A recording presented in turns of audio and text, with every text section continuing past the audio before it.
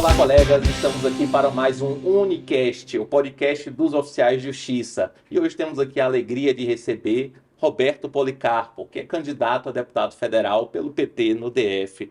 Policarpo, muito obrigado pela sua presença aqui e pela oportunidade de esclarecer a sua plataforma de campanha para os nossos oficiais de justiça. Eu que agradeço pelo convite, estou à disposição sempre. Ah, que maravilha. E a gente vai assim, eu com o Policarpo aqui, Policarpo tem uma longa história, né, em defesa dos servidores públicos. O que ele pretende defender sendo eleito na próxima legislatura? Mas primeiro saber quem é Policarpo, né? Assim, Policarpo, você não é de Brasília, né? Você é do Rio Grande do Norte? Não, eu sou do Rio Grande do Norte, eu nasci numa cidade chamada Passagem, cidade bem pequenininha no Rio Grande do Norte, depois me criei numa cidade chamada Santo Antônio, tem até um nome popular, Santo Antônio do Salto da Onça, e depois eu fiz técnico agrícola, né, em Jundiaí, que é município de Macaíba, e fiz agronomia lá em Mossoró. Aos 23 anos casei e vim para Brasília e moro no Guará desde então. Então, aqui eu convivo já há um bom tempo, né? Desde 90, já estou aqui há 32 anos, criei meus filhos, tenho um casal, o Arthur e a Camila. O Arthur já tem uma netinha agora, o Arthur tem uma filha, a Catarina. E eu estou muito feliz aqui em Brasília e amo o Nordeste também, porque todo ano eu vou lá visitar meu Rio Grande do Norte. Ah, que maravilha. Eu sou cearense, né? Lá vizinho também, Ah, né? sério? Também uma história um pouco parecida, né? E você entrou quando no... Você é do TRT, né? Da TRT da 10ª região aqui no Eu DF. sou técnico judiciário, entrei no TRT em 92. Então, quando eu vim para cá, eu já vim em busca inicialmente, pensei em fazer concurso, né? Aí eu tinha a ideia assim, se eu não passar logo no início e tal, eu vou para o Mato Grosso, vou para algum estado tentar trabalhar como agrônomo, que eu tinha acabado de me formar, né? Mas aí depois eu passei, fui ficando, passei um ano na Secretaria também de Educação, como professor de práticas agrícolas lá em Samambaia, e depois terminei ficando só no tribunal. Ah, maravilha. E quando é que você, assim, resolveu entrar na militância sindical? Você tem um longo histórico, assim, de defesa da categoria, né? Mas quando é que começou isso? Quando é que você percebeu que era importante você participar desse movimento? Na verdade, assim, eu já participei do movimento estudantil, né, quando fui do diretório acadêmico lá em Mossoró. E quando eu vim para cá, eu já era filiado ao PT desde 86, então quando eu tinha 19 anos, então já faz um bom tempo. E em 96 teve movimentos aqui de paralisação de 48 horas pelo aquele primeiro PCS que terminou com a Lei 9.421 de 96, que foi aprovada. Então teve algumas paralisações, eu fui lá nas varas trabalhistas, que eu já trabalhava na contadoria, onde eu trabalho até hoje, faço cálculo trabalhista, né? E eu terminava liderando lá as paralisações e tal. Então o pessoal do sindicato ficava me chamando, vem pro sindicato e tal. Eu falei, não quero ir e tal. Mas em 97 eu terminei aceitando uma suplência no sindicato. E aí depois teve a reforma do estatuto, em 98 eu virei titular, e em 99 eu terminei para o sindicato liberado, e aí terminei assumindo um pouco mais a frente do sindicato nesse período. Desde 99, Desde então, tá 99, protagonista aí da luta, né? fiquei em 99 até 2010. 2010 eu fui candidato a deputado federal pela primeira vez. Fiquei na suplência e em fevereiro de 2011 eu assumi o mandato na Câmara Federal, né? Então, esse período foi o período que eu fiquei no sindicato, 99 até fevereiro de 2011. 2009, 12 anos aí, É, né? e estou hoje na federação, né? E tudo na federação, né? Tô licenciado, mas sou Hum. diretor da federação, fui reeleito no último congresso. Ah, que maravilha. Eu me lembro do lançamento da sua campanha em 2010. Eu fui lá no lançamento da sua campanha, né, em 2010. Foi bem interessante, estava com muita força e, assim, infelizmente, foi eleito e acho que conseguiu realizar um bom trabalho lá na Câmara dos Deputados. Foi uma experiência assim muito importante para mim. Primeiro porque era um primeiro mandato, a gente às vezes de fora assim, a gente que você circula bem no Congresso Nacional e eu já também fazia muito esse trabalho em relação ao Sindijus, então tinha uma experiência, né? Mas quando a gente chega lá dentro já é um pouco diferente também. A gente acha que é, né? Mas eu acho que foi uma experiência muito importante, eu me dediquei muito. Claro que no período também era presidente do PT do DF aqui. E a gente também tinha acabado de ganhar o governo com a Agnello, né? Então eu terminava também assumindo essa função aqui. Mas lá eu me dediquei muito, porque eu participei como titular sempre da Comissão do Trabalho, que é Trabalho, Administração e Serviço Público. Então, todas as matérias relativas à parte da legislação trabalhista e as matérias relativas ao servidor público passam por essa comissão, que é uma comissão de mérito. E eu tive sempre uma atuação ali bem forte na comissão. Inclusive, cheguei a coordenar a própria bancada, né? Eu sempre estava presente, eu nunca faltava às reuniões, então tive uma participação bem ativa. E aí eu fui um deputado, por exemplo, que mais relatou projetos na comissão, tanto na comissão como no plenário, considerando os parlamentares, os 8 do Distrito Federal. Eu, na verdade, não fui eleito direto, eu fiquei na suplência, assumi no dia 7 de fevereiro, e em 2012 é que eu virei titular, porque o Paulo Tadeu, que era secretário de governo, foi para o Tribunal de Contas aqui do Distrito Federal, e a partir de então eu virei titular, né? Em 2014, eu aumentei a votação em 50%, quer dizer, teve um acréscimo importante, mas eu não fui eleito, fiquei na segunda suplência da coligação. Não, é bom também as questões da política, né? Que aí não necessariamente é só a votação que interfere, né? Tem gente que acha, a votação diminuiu. Não, a votação aumentou. Eu tive 32 mil votos na primeira, em 2010, e em 2014 eu tive 48 mil votos, mais de 48 mil votos. Para ser mais preciso, 48.037. Ah, 37 votos. Então foi uma boa votação, mas ali a rejeição também ao PT já tinha aumentado muito, né? Então, campanha você também tem um período que a reta final é muito importante. E no meu caso faltou um pouquinho de fôlego para chegar ali na reta final forte, mais forte, né? Mas eu fiquei feliz com o resultado, foi uma boa votação. Não é fácil ter 48 mil votos, né? Então, com certeza, são 48 mil pessoas acreditando no projeto. porque só um foi meu, né? É. Então, os outros 48.036 foram de pessoas que deram um voto de confiança, que acreditaram, né? Gente da servidor público, da categoria, gente das cidades. Hoje a gente tem uma campanha que ela tem muito apoio, né, em todas as cidades, então a gente não faz uma campanha só em 2, 3 cidades, então tem uma penetração muito forte e a gente tem voto em todos os lugares. Eu tenho feito agora muito metrô de manhã cedo. Hoje, de manhã cedo eu estava na Nova Cap, mas eu faço muito metrô logo cedinho. E as pessoas já me conhecem, né? E a televisão também ajuda bastante a gente ser mais conhecido. Então, Já é um nome muito conhecido aqui no DF, eu né? fico feliz, assim, não sinto resistência, né? Claro que tem o conflito, né? Hoje é muito forte, as pessoas estão muito intolerantes na política, né? Mas eu, graças a Deus, as pessoas até que me respeitam bastante. Coisa boa. E para a gente entrar já na pauta dos servidores públicos, né? Nosso público, naturalmente, assim, quer saber muito das suas opiniões, né? Sobre a situação dos servidores, que é uma situação desafiadora, né? Já há muitos anos, na verdade, né? Os servidores públicos são acusados de diversas formas aí, de criam despesa para o Estado, né? Não há valorização devida. Então, a gente tem essa preocupação, né? De realmente eleger representantes que vão fazer a defesa, né, da categoria para que a gente possa entregar para a sociedade, né, um bom trabalho, né, bons serviços aí, até de forma a ter o reconhecimento que os servidores merecem. E o primeiro tema que eu queria falar com você é sobre a reforma administrativa, né, essa reforma que está tramitando aí e que a gente entende que é, de uma forma geral, prejudicial para os servidores públicos. Eu queria saber de você sendo eleito, o que você faria com relação à reforma administrativa? Acho que primeiro é importante a gente frisar que foi importante a unidade, né, que foi construída dos servidores públicos. Eu acho que fazia tempo que a gente não fazia uma unidade tão importante das 3 esferas, tanto da esfera federal, né, os estaduais, os municipais fizeram, apesar da pandemia, né, foi debatido um assunto pouco debatido, assim, mas em plena pandemia, que na verdade o governo, depois da pandemia, onde os servidores se entregaram, né, fizeram, né, principalmente da saúde, todas as ações para fazer a defesa da vida das pessoas, e muitos, né, morreram em função disso, o governo devia era valorizar os servidores e não mandar uma reforma dessa que quer acabar com o serviço público. Então, a unidade foi fundamental para barrar.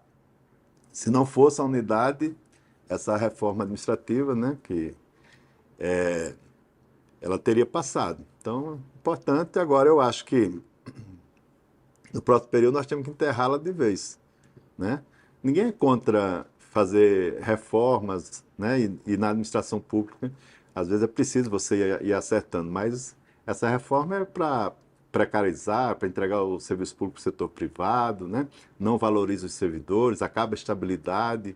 Então, tem um monte aí de malefício para os servidores. Se ela eu defendo a candidatura do Lula, né? Eu imagino que o Lula sendo eleito, a gente vai enterrar de vez essa PEC. E se caso ela começar a tramitar, nós vamos combatê-la frontalmente, porque ela é maléfica para o serviço público.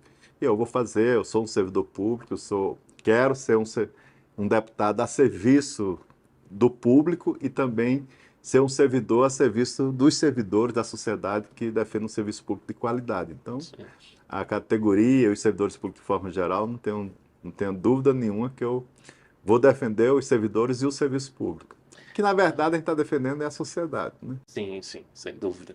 E dentro dessa discussão da reforma administrativa, há também um aprofundamento de um tema que já vem aí sendo discutido há muitos anos, mas sem chegar a uma conclusão ainda definitiva, que é o reconhecimento da existência de cargos típicos de Estado, né? O Judiciário já teve um projeto, eu não me recordo agora se foi você mesmo que relatou esse projeto na época, dos cargos típicos de Estado, né, quando estava lá como deputado do reconhecimento dos servidores do judiciário, como naquele momento eram denominadas carreiras típicas de Estado.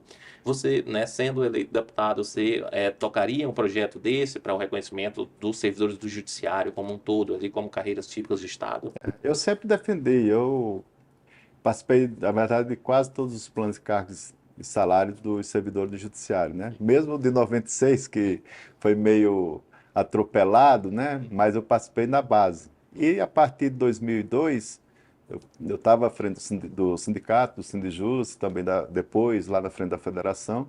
Então, eu participei muito da elaboração e sempre defendi que a gente colocasse os servidores do judiciário como um todo como carreira exclusiva de Estado, né?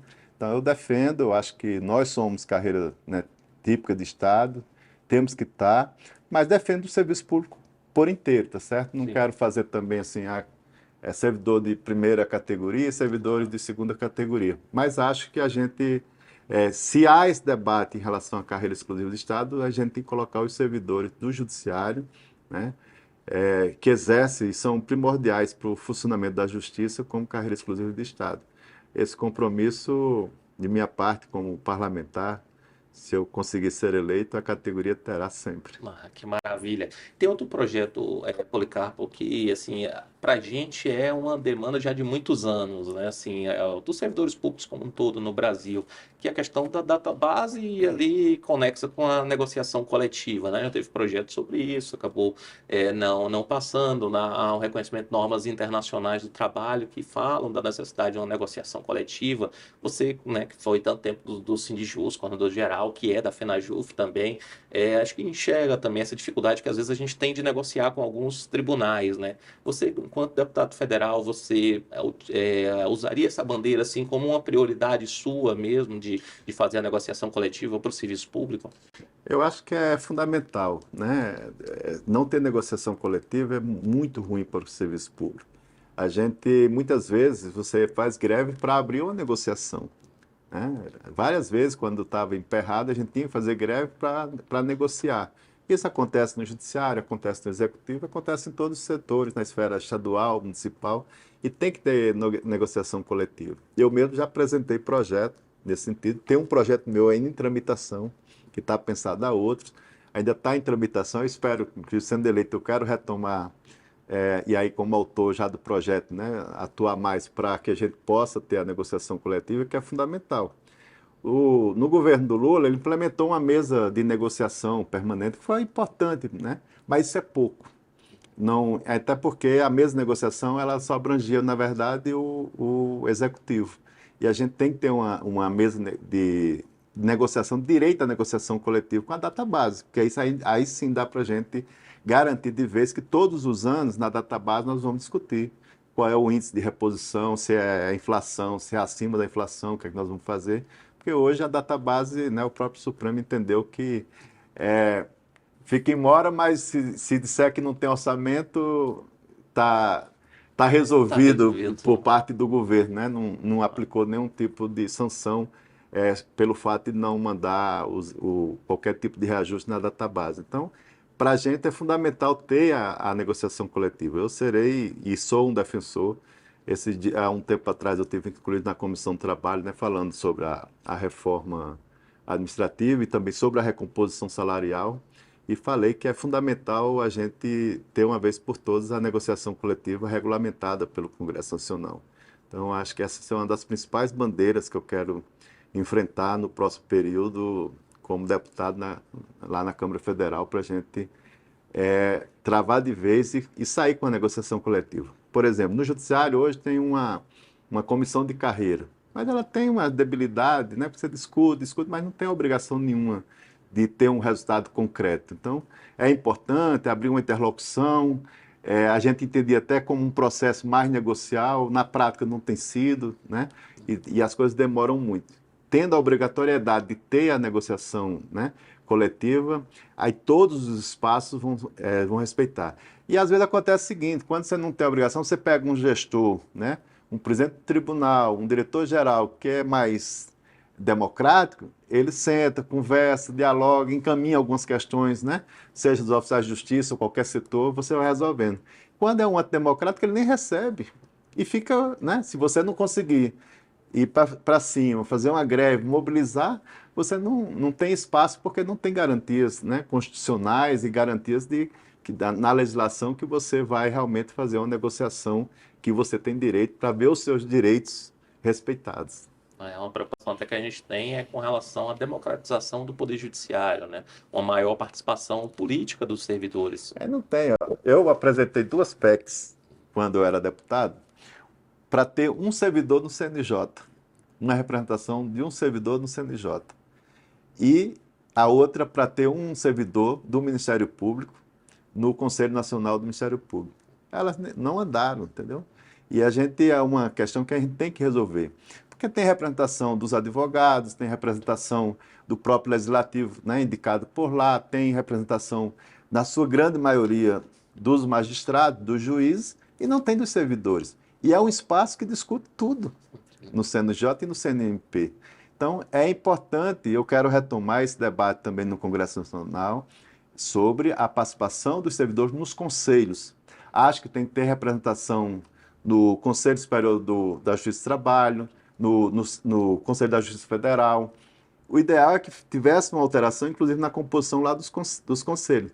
Mas se não, pelo menos do Conselho da Justiça Federal e do Conselho Superior da Justiça do Trabalho, que pelo menos se garanta como tem para a JUF e como tem para a ANAMATRA. Porque eles têm pelo menos voz, né? Podem falar, e a gente não pode, a não ser quando é num processo, né, que tem através do advogado, né, que faz a intervenção oral, mas as entidades nossas não podem apresentar qual o pensamento dos servidores em cada momento sobre os temas que estão sendo debatidos. Então a gente precisa democratizar o judiciário. Os conselhos, muitas vezes nos conselhos de saúde, né, que tem gestão própria, não tem uma participação efetiva também dos servidores. Tem da administração, é diferente, não tem que ter da representação dos servidores. Então, essa questão da participação nos conselhos, do judiciário.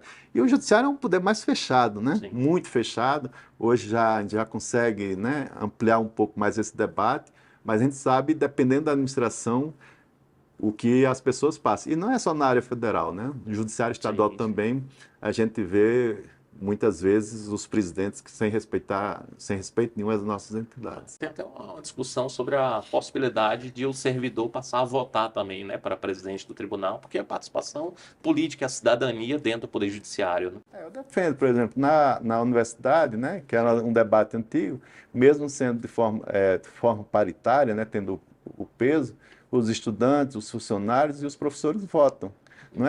Não só os professores. Então é preciso também instituir a participação também dos dirigentes. E hoje tem uma usurpação também, porque uma boa parte no CNJ, de diretores gerais, começa a ter juízes nesses órgãos, né, que até então era para os servidores, começam a ocupar. Então, os juízes, inclusive, estão saindo muito da atividade judicante e estão indo para a área administrativa, que não é o papel deles também. É pura verdade aí, É. né? Uma dificuldade que a gente tem. E assim, trazendo novamente para a pauta específica ali do Congresso Nacional, tem um debate que assim, a gente fica muito preocupado ainda com ele, que foi a reforma da Previdência. A reforma da Previdência que a gente entende que essa última reforma trouxe vários pontos extremamente negativos para os servidores, né? E a gente queria saber de vocês, você sendo eleito deputado, você encamparia uma PEC para revisar esses pontos que foram prejudiciais para os Eu servidores? já estou com a pronta. Ah, que Já maravilha. estou com a PEC pronta. Eu acho que ela foi muito cruel. E não foi só com os servidores. Ela foi cruel com os servidores e também com os trabalhadores de forma geral, né? Ela ampliou muito o período de contribuição de forma geral. Ela passou até, quem aposenta pela média, ela passou a utilizar a totalidade das contribuições, né? Os 100% antes eram os 80% as maiores contribuições. Então ela aumentou muito e na hora de se aposentar, você aposentar com um salário menor. E não teve regra de transição, né? Sabe que a regra de transição foi colocada 100% do tempo de serviço. Eu, no meu caso, por exemplo, eu tenho 55 anos, eu ia me aposentar aos 60, daqui a 5 anos. Vou passar para 65 pela alteração, porque ao dobrar o tempo, vai aumentando a minha idade. Então, a gente precisa fazer uma alteração nessa regra. Principalmente as pessoas que estavam próximas a se aposentarem foram muito sacrificadas, né?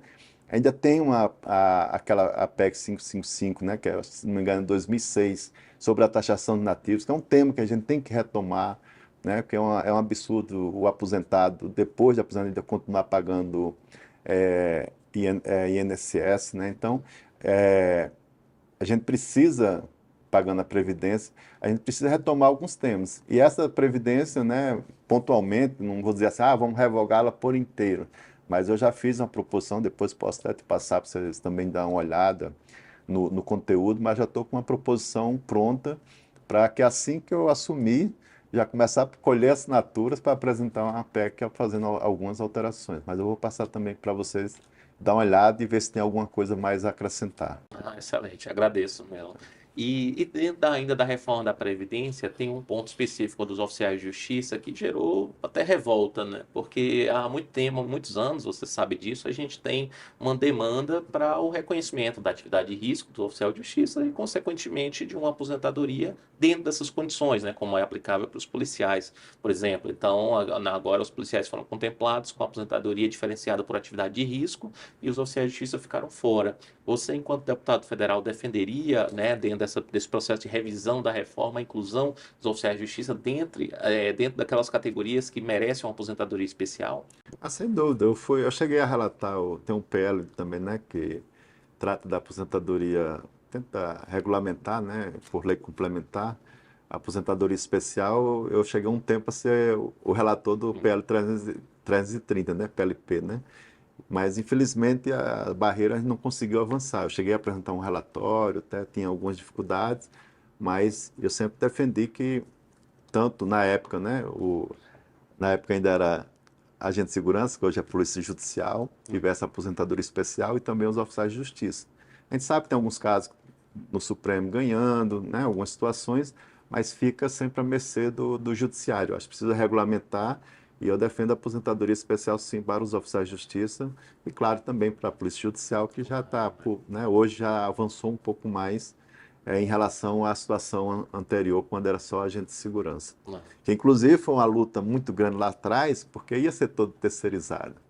E a gratificação, inclusive, dos agentes de segurança, que hoje é Polícia Judicial, foi colocada exatamente para garantir que não fosse terceirizado e que as pessoas pudessem continuar no setor. E muita gente não entende, acha que é só uma remuneração diferenciada dos demais. Mas tinha esse objetivo, e nós conseguimos esse objetivo. Então, tem até gente que me confunde, acha que eu sou policial judicial, agente de segurança e tal, e eu não sou técnico judiciário, sempre atuei na contadoria. Não, muito, muito bom. Esse aí é um tema bem importante, tanto para os oficiais de justiça como para os Claro. policiais do judiciário, que, aliás, são categorias que caminham É. juntos aí em muitos aspectos também. E a atividade de risco todo mundo conhece, né? Já vê, cada dia tem. As situações vão acontecendo no dia a dia, não É, precisa ir longe, né? é, Então, é recorrente, né?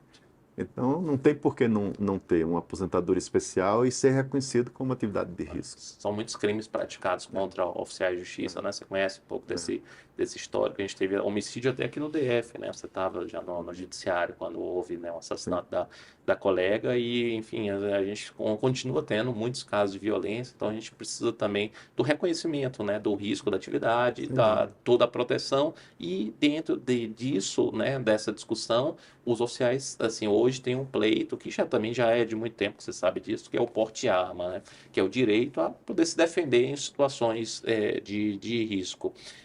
A gente às vezes percebe até uma certa resistência de alguns partidos de esquerda com essa discussão do porte de arma, que a gente entende perfeitamente compreensível com relação à sociedade, né, para que não haja um armamento generalizado. Mas quando a gente fala dos oficiais de justiça, é por causa dos riscos da atividade, né, para que a pessoa possa se proteger numa situação extrema. Você, sendo deputado federal, você defenderia o porte de arma dos oficiais? Eu já defendi em diversas ocasiões, não só como parlamentar, como também quando eu estava à frente do sindicato. E não é fácil, porque assim, o setor que eu sou uma pessoa de esquerda, né, participo do PT, e tem muita gente que acha, né? Mas há necessidade, e aí não é armar toda a sociedade como, né, está se colocando aí pelo atual presidente, né? Mas algumas funções de Estado precisa ter essa garantia, né? Então precisa ter. Então eu sempre defendi, né? Vou continuar defendendo, né? E claro que com todas as condições, com treinamento, né? Com respeito à própria legislação que tem que ter, né? Acompanhada aí pela coisa da Polícia Federal, né? Que possa tirar, né? O porte de arma, tudo de acordo, né? Como eu defendi, por exemplo, da Polícia Judicial, tinha gente que defendia na época, né? Que não pudesse ter arma, que é um absurdo. Como é que você vai trabalhar no setor de segurança sem arma? E o oficial de justiça nem sempre tem um acompanhamento, né, do policial militar ou da polícia judicial que possa ir junto. Então, tem situações que, às vezes, ele vai sozinho, acha que vai ser uma situação bem tranquila e chega lá é outra, né? Então, eu sempre defendi e vou continuar defendendo. Seria assim, até importante fazer esse trabalho lá dentro do partido, né, para É, que, né, haja o apoio aí quando, né, houver a tramitação. E dentro dessa questão, o reconhecimento da atividade de risco, né? Mas é, deixou claro, né, que defenderia um projeto desse, né, que reconhece a atividade de risco dos oficiais. sim. Outro tema assim que está sendo muito discutido agora lá dentro do Congresso Nacional, mais especificamente no Senado, é o projeto da Soraya Tronic, né, sobre a desjudicialização da execução civil, que retira várias atribuições, não só dos oficiais de justiça, mas de vários servidores do judiciário e passa para os cartórios extrajudiciais, o PL 6204, mais especificamente. Você, assim, ó, faria um trabalho grande para barrar esse projeto, para Eu já arquivá-lo? teve lá, inclusive, né, enquanto ainda como diretor da federação, atuando para impedir a aprovação, né, tem até uma audiência pública que foi feita lá. Acho que até você teve, se não me engano, na audiência, né?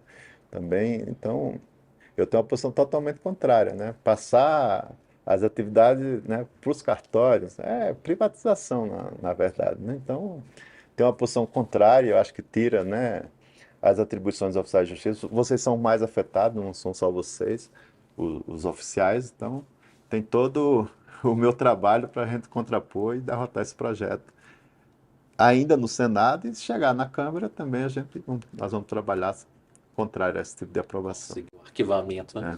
É, E um último tema, assim, que para os oficiais de justiça é muito, muito caro, né? Muito relevante, né? A pretensão dos oficiais é até para que haja uma proteção, porque em outros estados a gente vê até extinguindo o cargo, né? E isso aconteceu em Sergipe, aconteceu no Paraná, está acontecendo no Tocantins, então às vezes extingue o cargo, bota outros servidores internos para cumprir mandados ali dando uma função comissionada que a gente entende absolutamente inconstitucional. Mas para haver uma proteção maior da categoria, a gente entende da necessidade de inserir os oficiais de justiça na Constituição Federal. Haver uma previsão expressa, da mesma forma que há em relação a outras carreiras, como por exemplo as carreiras policiais lá no 144. Assim, por decorrência também a criação de uma lei orgânica nacional dos oficiais de justiça para dar uma uniformidade no país inteiro, de maneira a haver uma valorização, né? Porque a gente tem uma discrepância muito grande entre o trabalho dos oficiais de justiça em um estado e outro. pegar um caso de Minas Gerais, ainda é nível médio para o ingresso no cargo de oficial de justiça. A gente entende, né, naturalmente, que precisa ser bacharel em direito em todo o país.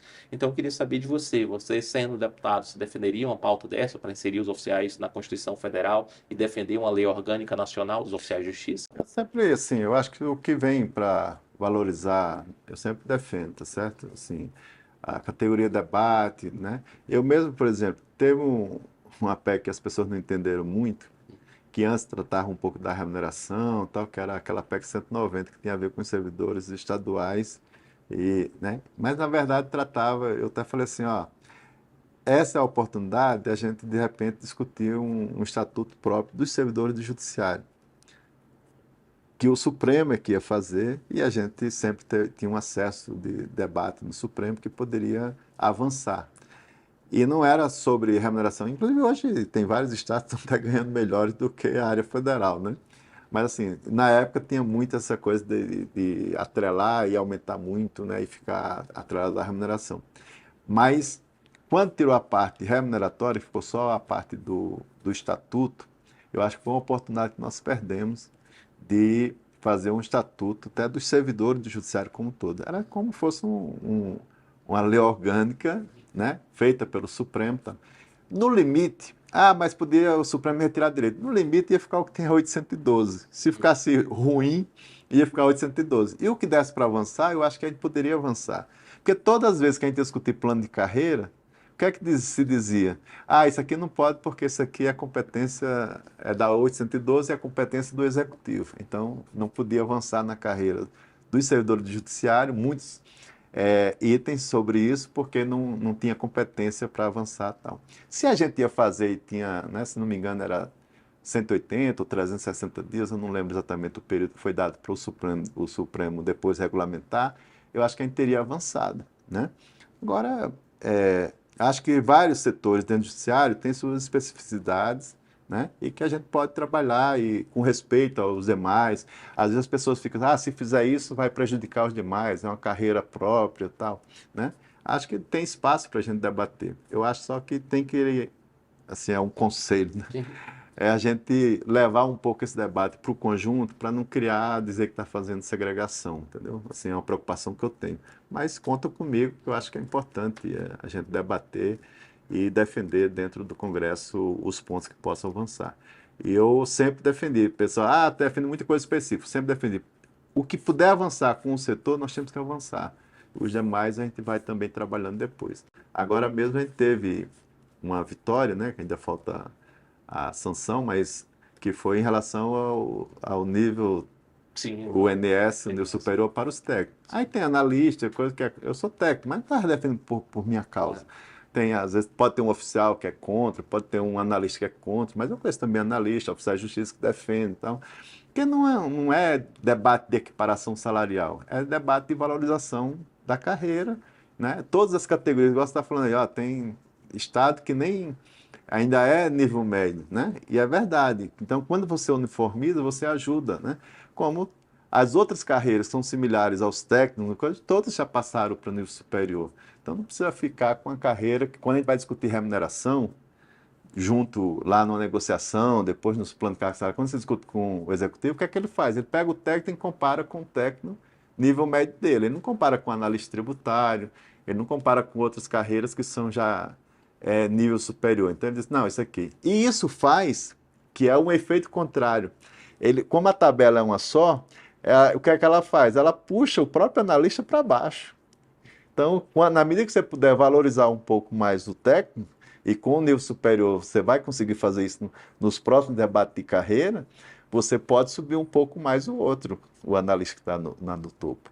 Então, o efeito é o contrário. E as pessoas, às vezes, olham muito, enxergam muito pouco. Né? Então, conta comigo para o debate e para ajudar a aprovar. Ah, que maravilha. Pessoal, hoje conversei aqui com Roberto Policarpo, que já foi deputado federal no DF e agora está candidato novamente a deputado federal pelo PT no DF. Policarpo, que é essa simpatia, né? Vai falando aí com a voz mansa, a gente sabe do trabalho que ele realiza aí em prol da categoria já de muitos anos, tanto no movimento sindical como lá no Congresso Nacional. Policarpo, muito obrigado aqui pela sua presença, né? Muito importante. Tenho certeza que os colegas saem muito mais esclarecidos, né, de qual é a sua plataforma de campanha. Eu que agradeço, estou à disposição e espero depois voltar já como deputado eleito, para a gente firmar os compromissos, trabalhar.